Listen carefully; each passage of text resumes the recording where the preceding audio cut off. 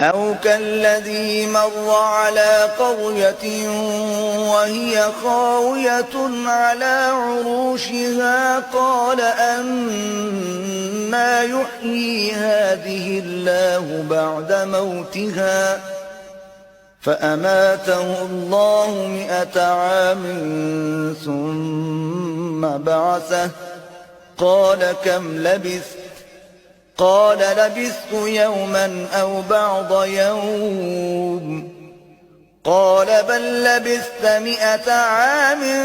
فانظر إلى طعامك وشرابك لم يتسنه